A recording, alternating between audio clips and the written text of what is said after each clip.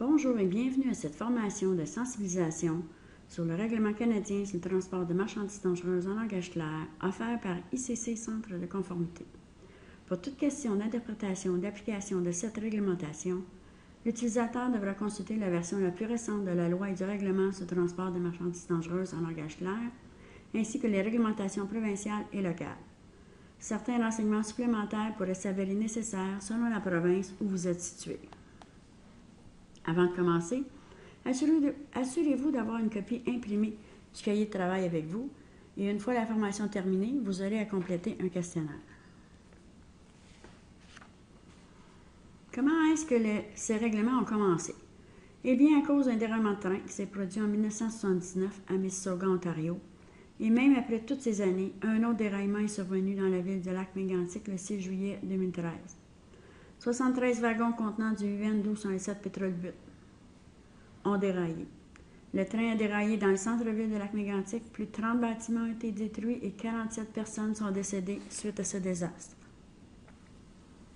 Depuis cet accident, Transport Canada a apporté des modifications et ils sont en train d'en préparer de nouvelles. Quels sont nos objectifs? Nous voulons nous familiariser avec le règlement sur le transport des marchandises dangereuses en langage clair. Nous voulons connaître et comprendre nos responsabilités selon ce règlement et être capable de reconnaître ces marchandises dangereuses lorsqu'elles seront préparées pour le transport.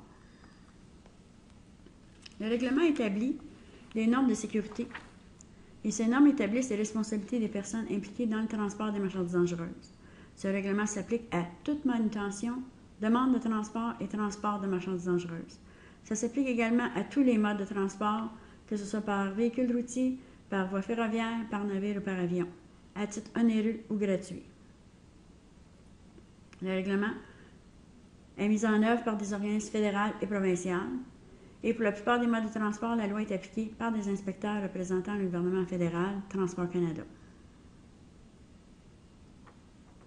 Les amendes pour non-conformité comprennent jusqu'à 50 000 $ pour une première offense et jusqu'à 100 000 $ pour une récidive, des peines d'emprisonnement pouvant aller jusqu'à 2 ans, des frais pour le nettoyage sous peine de versement, et les conducteurs peuvent également perdre des points d'inaptitude sur leur permis de conduire. Les responsabilités selon le règlement TMD peuvent être divisées en deux groupes, les responsabilités de l'expéditeur et celles du transporteur.